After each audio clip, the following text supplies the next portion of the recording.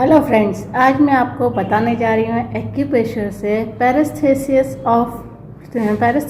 Of limbs.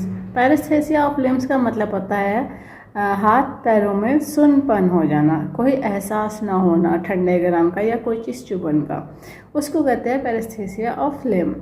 अब मैं Ayurvedic acupressure चयन प्रशिक्षक हल्द्वानी से बोल रही हूँ। इसमें होता है क्या है, जनरली पैरेस्थेसिया ऑफ लिम में ये होता है कि कुछ लोगों को उसमें यह होता है कि कुछ लोग अगर जैसे शुगर के पेशेंट बहुत लंबा टाइम से और उनकी शुगर बहुत हाई है, या फिर यूरिक एसिड उनका बहुत ज़्यादा बढ़ा है, क्रिएटिनिन अगर बढ़ा है, या फिर CRP ज़्यादा बढ़ा है, या कोई भी टॉक्सिन बॉडी के ब्लड में ज़्यादा बढ़ा है, तो क्या होगा, एक तो ब्लड गाढ़ा हो जाएगा।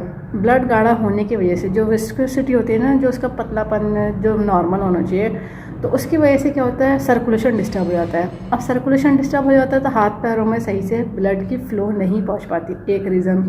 दूसरा रीज़न, बॉडी में हीमोग्लोबिन कम है तब भी ऐसा होता है। या फिर आपके अगर हाथों में ऐसा सुन्नपन हो रहा है तो कहीं ऐसा तो नहीं कि आपके सर्वाइकल में जो वर्टिब्रा है उसमें आपके कभी नर्व कंप्रेशन हो रही हो। नर्व कंप्रेशन डिस्क बल्जिंग की वजह से भी हो सकती है, डिस्क हेरिनेशन की वजह से भी हो सकते हैं, या फिर ऑस्टियोफाइट्स की वजह से हो सकती है। तो अगर नर्व कंप्रेशन हो रही है तब भी हाथों में सुन्नपन हो जाता है और झंझनाहट भी होती है।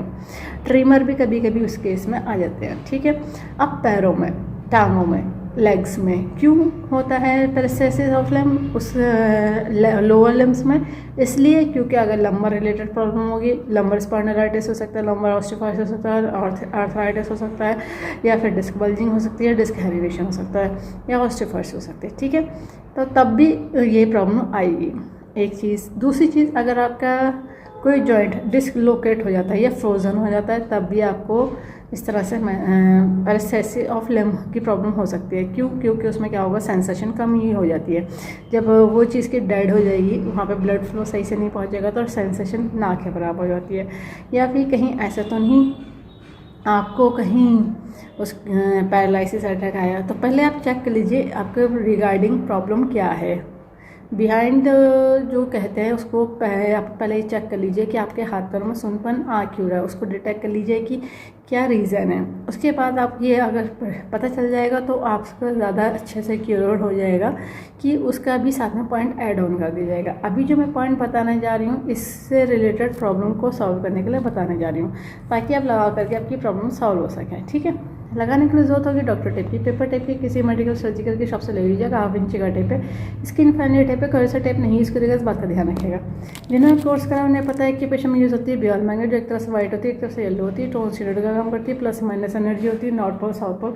ये बियल magnet human body acupressure point को स्टिमुलेट करने के लिए, बैलेंस करने के लिए बनाई गई है। इसमें पावर उतनी दी गई है ह्यूमन बॉडी एक्यूप्रेशर पॉइंट को स्टिमुलेट कर सके और बैलेंस कर सके। ठीक है, पॉइंट जो मैं बताने जा रही हूँ TCM का बताने जा रही हूँ। जिन्होंने TCM पढ़ी है वो लोग समझ जाएंगे, बाकी लोग लोकेशन देख करके पॉइंट लगा लीजिएगा। TCM के पॉइंट पे बियल मैग्नेट लगेगी, और जिन्हें कलर की नॉलेज है वो लोग कलर लगा सकते हैं, क्योंकि हर पॉइंट का हर कंडीशन के अकॉर्डिंग अलग अलग कलर होता है। तो इसलिए और ये बात का ध्यान रखिएगा, जो लोग कलर लगाएंगे उसके ऊपर मैग्नेट नहीं लगाइएगा, एक बार में एक ही मेथड यूज़ करिएगा।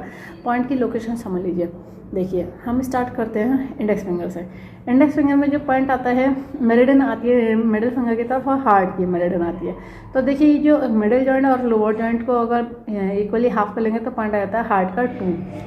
फिर देखिए, हमें मिडिल फिंगर में पॉइंट शुरू करते हैं। इंडेक्स फिंगर की तरफ जो आता है, स्टार्टिंग होता है लीवर का 1, फिर एक पॉइंट छोड़ेंगे तो लीवर का 3, ये 1 है, ये 3 है, और ये लीवर का 5 है। और बीच में जो मेरिडियन चलती है वो स्प्लीन की चलती है। तो अपर जॉइंट से थोड़ा मिडिल जॉइंट की तरफ बढ़ेंगे तो पॉइंट आ जाता है SP का 6, स्प्लीन का 6। ठीक है, फिर देखिए हमारे इंडेक्स फिंगर से ऐसी सीधी लाइन चलेगी तो यहाँ पे हमारे पास पॉइंट आ जाएगा लीवर का 14। ठीक है, अब देखिए बैक साइड हमारे पास 2 पॉइंट है, ये मिड ऑफ द रिस्ट हो जाता है, रिस्ट से मिड के साइड में थोड़ा सा ऐसा करके आएगा, तो ये पॉइंट आ जाता है पहले स्टार्टिंग के रिस्ट पे जो आता है पॉइंट उसको छोड़ते हुए। UB का 18 एंड 19 है। फिर देखिए मिडिल फिंगर में मिड में जो मेरिडियन चलती है इसको कहते हैं गॉल ब्लैडर की। तो मिडिल जॉइंट से थोड़ा अपर जॉइंट की तरफ बढ़ेंगे तो गॉल ब्लैडर का 34। इस कंडीशन के अकॉर्डिंग अगर पैरेस्थेसिया ऑफ लिम हो रहा है, यानी सुन्नपन हो रहा है हाथ पैरों में, तो आपको ये पॉइंट को करना पड़ेगा टोन। ठीक है, इस तरह से टोन करा जाएगा। टोन करने में मैग्नेट की विजिबिलिटी हमारी वाइट होनी चाहिए, तो टोन कहलाता है। और सारे पॉइंट को इस तरह से अप्लाई कर दिया जाएगा तो ये टोन हो जाएगा। मैं एक पॉइंट अप्लाई करके दिखा दे रही हूँ, इस तरह से दोनों हाथों में करिएगा तो ये इस तरह से हमारे सारे के सारे पॉइंट टोन हो जाएंगे वाइट की विजिबिलिटी हो करके। और इन पॉइंट को 10 से 12 घंटे लगा कर रखिए, डेली लगाइए। और अगर आपको रीज़न पता है कि रीज़न क्या है तो उसके साथ पॉइंट अलग से ऐड ऑन करे जाएंगे। हर पेशेंट की कंडीशन अलग होती है, डिपेंडिंग पेशेंट की कंडीशन के अकॉर्डिंग पॉइंट को और ऐड ऑन करा जाएगा। ठीक है, इस वीडियो को ज़्यादा से शेयर करिए, सब्सक्राइब करिए, लाइक करिए, ताकि लोगों को पता चल जाए कि पेशेंट सभी तरह के डिजीज़ को ट्रीट कर देते हैं, क्योर कर देते हैं, कंट्रोल कर देते हैं, रूट कॉज को ठीक कर देते हैं। फ्यूचर में दोबारा कभी प्रॉब्लम नहीं आती। बस लाइफ स्टाइल को ठीक रखना होता है। बेल आइकन प्रेस करना ना भूलिएगा। जब भी मैं नया वीडियो अपलोड करूँगी तो आपको लेटेस्ट नोटिफिकेशन मिल जाएगा। लाइक करना ना भूलिएगा। इस वीडियो को एंड तक देखने के लिए thank you very much. See you next time.